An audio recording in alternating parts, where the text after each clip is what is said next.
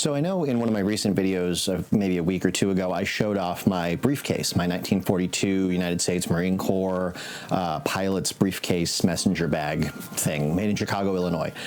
Before I picked that up, actually like a day or two before I picked that up, I had another type of bag that I was looking for.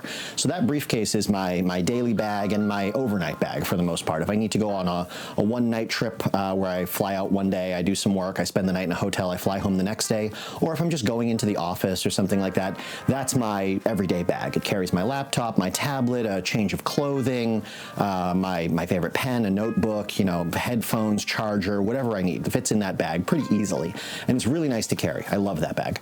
But I was thinking to myself, what if I needed to go on a longer trip, 2 or 3 days, and I needed something like a duffel bag that I could carry with me, that I could put some additional clothing in, maybe some more toiletries, things that you would need if you were going to be gone for a few days, maybe even a week.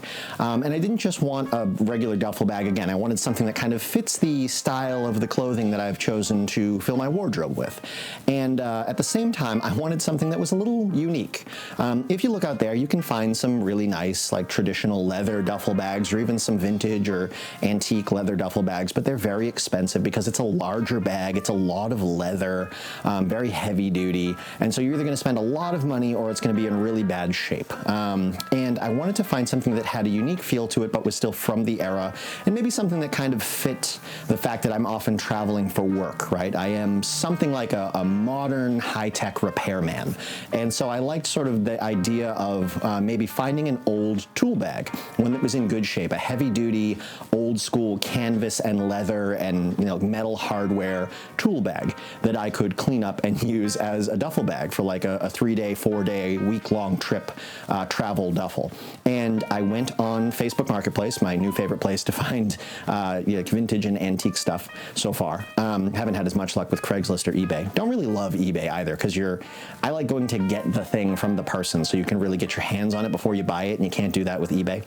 But with Facebook Marketplace and Craigslist, you can. And so I went on Facebook Marketplace and I found somebody up in Gloucester, which is not far from me. It was about an hour drive from where I was working, or I was in the office at the time. So I left the office and drove up to pick this up when I was done my workday. And beautiful old like mansion manor style house, like Sea Captain's Manor, on like right on the water line in Gloucester, like overlooking the walkway. Really, really nice place. And I go up and the guy's got the bag sitting right inside. And it's this bag right here.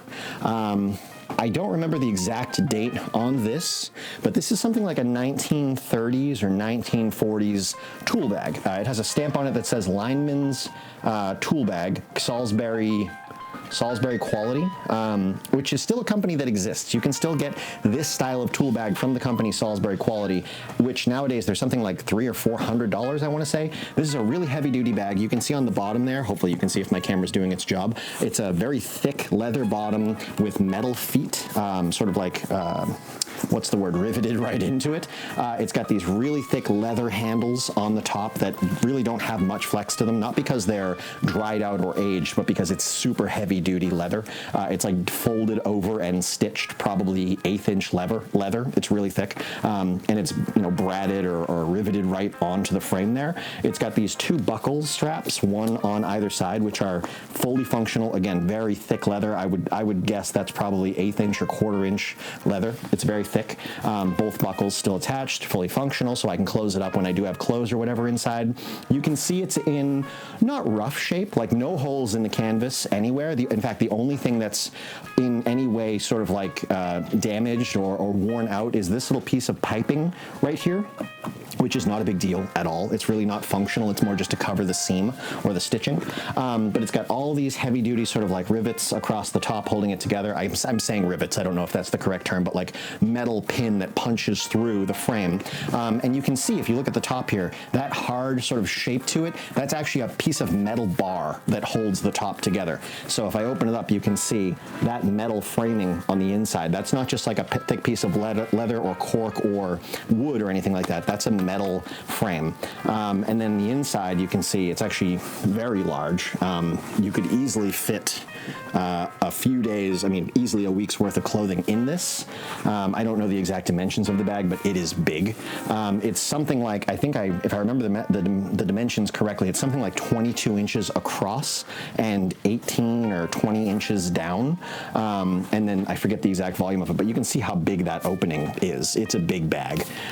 It is a little dirty on the inside, but it's not dirty in a way that can't be cleaned up. So it's got some, some dinge to it, but I don't see, and I checked it before I bought it, I didn't see any oil stains, any grease stains, anything that you couldn't sort of get out of it with a good cleaner, like whatever it is you clean heavy canvas with. I just want to get this back to a point where it doesn't look dirty. I don't mind it looking aged or worn or vintage. I just mostly want to make sure if I put a white shirt inside of this and carry it around for a few days, especially if maybe out in the rain and the outside of the bag gets a little bit damp, nothing seeps from the bag's canvas into my clothing, because that wouldn't be ideal, obviously. But I love that it's an old tool bag. I love that it's a bag that was in use for, a lineman or for whoever was working with it, using it for at this point almost 100 years since it was made, and it's still fully functional. It's super heavy duty. It kind of fits the idea that I'm a repairman, this is a repairman's tool bag, and I can carry this through the airport with a bunch of clothing in it and look like I'm there to work on a plane or something like that. So if I were to go somewhere, I would either, once I get this cleaned up, if I were to go somewhere for an extended period of time, I would either clean this up and fill this up with my clothing and my toiletries and electronics and just carry this, or I would carry this and my briefcase, and I would put this in the overhead and then hold on to my briefcase. As it is right now, I like traveling with just my briefcase because it is small enough to fit in the overhead kind of bookcase style, so it doesn't take up a lot of space, which prevents people from complaining that I'm putting a smaller bag in the overhead, which I hate that argument anyways. I paid as much for a ticket as anyone, so I get my overhead space, but it is just too big that it can't go under the seat easily, and so it kind of has to go in the overhead. So in two ways, I get less pushback bringing that bag onto a plane than you would with something like a backpack, where usually if people see you putting a backpack in the overhead, they'll say, well, that's just a backpack, it should go under your seat. And I'm not going to get into it, but I will fist fight somebody on a plane over that argument if it ever needs to be done. But this bag will certainly need to go in the overhead because it's too big, and then if I need to, I'll force my briefcase under my seat or figure out something to do with it. But yeah, I want to get this cleaned up. I want to do it in a way that doesn't damage this logo, obviously, because I love that. I don't know, obviously I don't just want to bleach the whole thing because that's probably going to damage the canvas.